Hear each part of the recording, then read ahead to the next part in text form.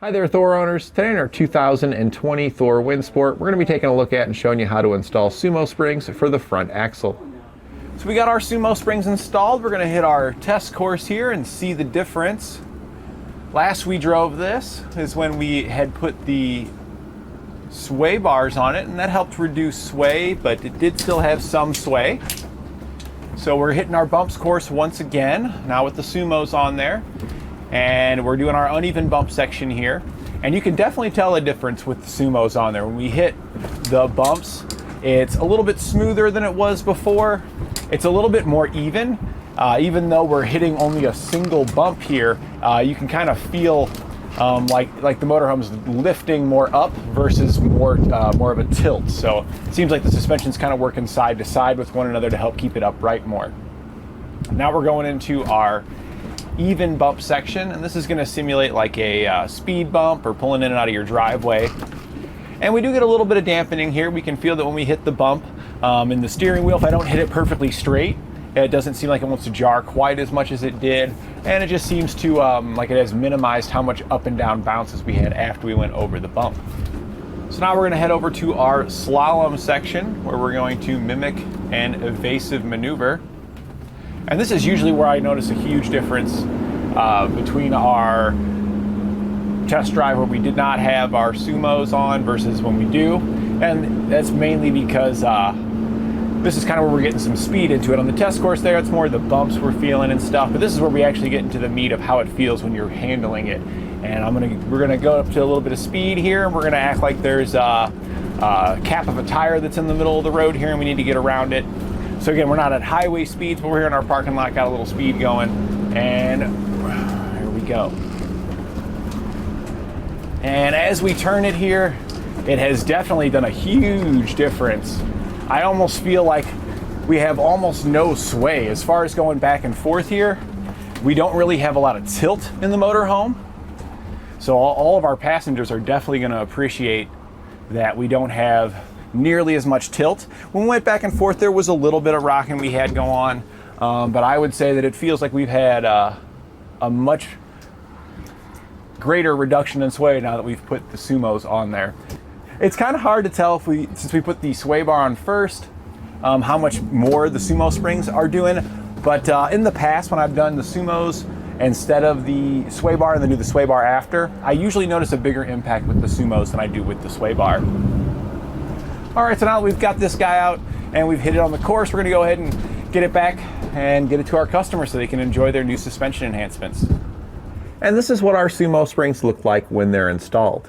We do still have our suspension raised, so that way you can see that it is a two-piece design. With the front axle, we don't want it to be a single piece that's constantly attached between the top and the bottom. You can get, it can just be, the suspension wants to travel a lot more here in the front, so it's good that we have the two-piece split design like this, so that way our suspension can travel the way it needs to. In the rear, we have the single piece because of the suspension travel is less back there. But we need to have it completely free up here, so that's why we get these double pieces, so that way our suspension can travel the way it needs to, and we hit bumps and things like that, it can drop down as necessary. But we do have the two pieces there that will compress whenever we hit any objects on the road, such as a pothole or a speed bump. The spring will help to dampen some of those forces and prevent those from transferring into our motorhome. It's going to help smooth out our ride and make it more pleasing for us and the passengers, and also make it a little bit easier for us to maintain control of our motorhome. These springs can compress up to 80% to provide its maximum amount of support. Now, these springs aren't designed to increase the carrying capacity of your vehicle. They are just designed to help support weight on your vehicle, so that way you can minimize the amount of sway that you get, and it'll also help extend the life of your various suspension components, since it's going to work with our suspension and help dampen all those road forces as they try to disperse throughout our frame and the rest of the vehicle here. By mitigating them here at the source, we can really take a lot of those forces that is transferring in, remove those, and with these guys here, it does help to minimize some sway that we get, because as our motorhome goes to tilt to the left or to the right, if it tilts here to the right, it's going to want to, the frame here is going to get closer to the axle, and when it tips this direction, and it's going to compress our spring. Our spring doesn't want to be compressed, it wants to stay in its normal resting position here, so it'll help to push back up and bring our motorhome back upright again. Now it is a two-piece design, so we're only getting the assistance of the compression. We don't get any stretching like we do with the rear Sumos, but they do still do a fantastic job, and they need to be split like this for their operation. You can see there's an alignment nub here on the lower spring, and a hole here in the upper acts like a little cup device that helps ensure that they stay aligned as our suspension is going up and down in its normal travel. We'll begin our installation underneath the front of the vehicle here by removing the factory jounce bumper. To give yourself some more room to work, I'd recommend lifting up the vehicle. You'll want to lift it by the frame, and you can use your leveling jacks to do so, just to give you some more room between the axle and the frame here so you can get in here. It's going to be necessary to get our SumoSprings in, and it makes it easier to get your jounce bumper out. After you lift it up with your leveling jacks, make sure you put some jack stands under the frame, because we don't want to trust just our hydraulic jacks when working under the vehicle. So now we've got it lifted up a little bit, give us some more room in here. We can easily get our tool in here. We've got a 13mm socket on the end. We're going to slide up in there to remove the the bolt that is holding our jounce bumper in place. Now over here on the passenger side, when you remove the jounce bumper, just stick your socket up in there and you can just zip it right out. On the driver's side, there is a nut located on the frame on the top, so you're gonna have to put a wrench up there and hold it. The passenger side here, the frame is boxed in, so you can't get inside, so they have a weld nut in there, so you don't need to hold it on this side. The nut is a 15mm over on the driver's side, so make sure you got a 15mm wrench for that side.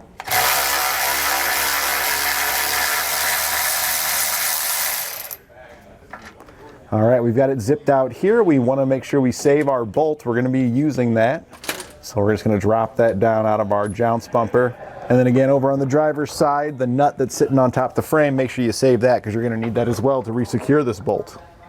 Our upper bracket's going to install here, right where our jounce bumper was. So we're going to slide our bolt up the bottom, and we're going to take our bracket and just thread it into place here.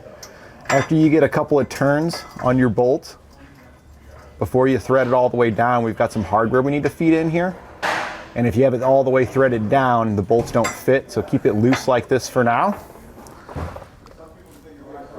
We want the angled portion here to face towards our tire, towards the outside of the vehicle. And these are the bolts here that we're going to drop down in place.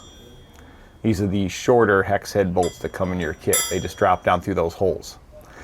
So now we can go ahead and tighten this bolt back down. And when you tighten this down, you want to make sure that your bracket here is flush against the bottom of the frame. So I'm just going to push it up there, get it flush, just like that, and then we'll zip it in. We can now take our upper piece of our SumoSpring. It is a two-piece section. The upper has the concave hole in the bottom side of it, and on the top side we've got 4 holes. We're going to use the ones that are further apart. Those are going to line up with those bolts that we drop down. So just go ahead and get those started into your spring here. Just line it up with the holes and just thread them in. Now that we've got them started, we're going to grab ourselves a 9/16 wrench and snug these on down. If you have a ratcheting wrench, that makes your life even easier. What I do when I'm using my ratcheting wrench, I'm looking at the other bolt actually, because once that bolt starts to lift up slightly, just like it did there, there's a small gap. I'm going to switch to this one, because if you let it raise up too high, you can't get the ratcheting portion of your wrench on the bolt. It'll be too close to the frame. So I alternate kind of back and forth like this so I can continually utilize that ratcheting end of my wrench. And now we'll work on our lower bracket, which is going to sit right here on top of our leaf spring stack. This is our lower bracket right here. It sits on your suspension here, just like this. And you'll see you've got 2 slotted holes there in the top of your bracket. This hole here towards the middle of the vehicle is the slotted hole where we're going to mount the lower portion of our Sumo spring. That's that right there. So if you look, there's a single hole in the bottom of the Sumo spring. We want it to go like that. So we're just going to lift it up slightly. We know we want to use this hole, and we're using very similar, this is the same style of bolt that we used up top to mount our upper spring. So get this in place, get it snug. You want to be able to slide it back and forth, and then we'll finalize the tightening of it at the end, but we need to be able to maneuver it into the appropriate spot. So go ahead and just set that back into place on top of your frame there. Make sure the ears here are hanging off the edge, and this should butt up right up against this metal piece here. Now we can get our carriage bolts into place, and these are the carriage bolts that come in your kit here. You get two different lengths. The longer ones are for the front here because these holes are up much higher than those. So they simply just drop down through the square openings. Shorter ones on the rearward side.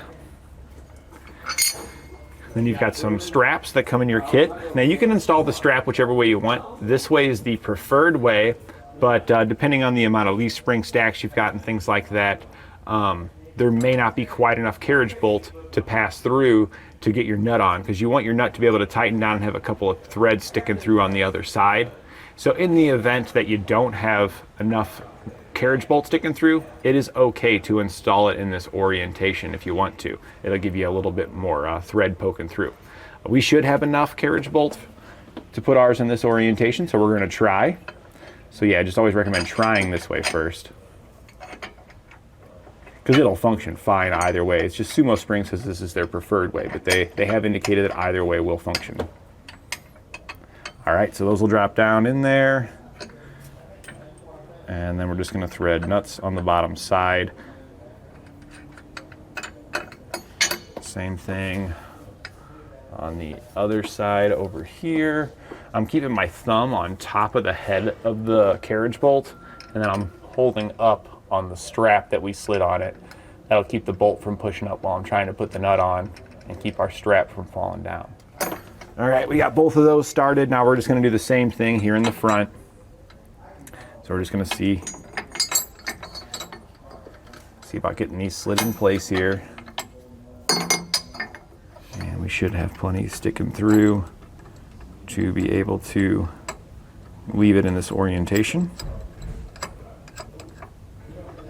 All right, I got my last nut started on here. So now we're going to grab our 9/16 socket so we can tighten down each one of these carriage bolts.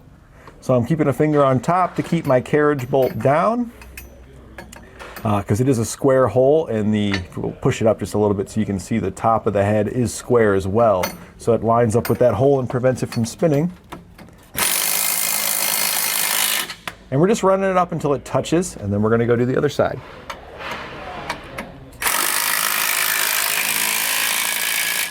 And now we'll just go back and forth and snug it down.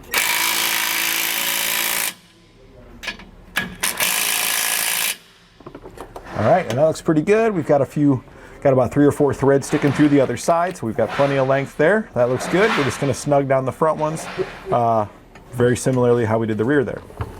Now that we've got those secure, we'll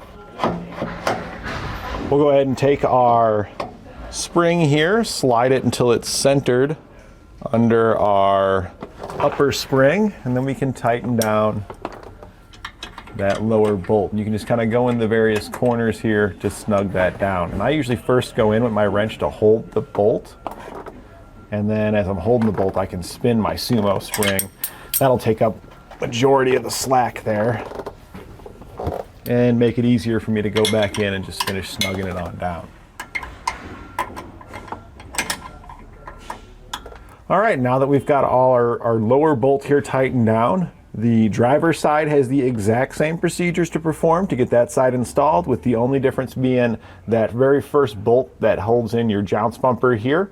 It does have a nut on the top side. You just got to remember to hold with a wrench and use that when you're re-securing it. That's the only difference, is that the nut on this side is welded to the frame and the nut on the other side is not welded to it.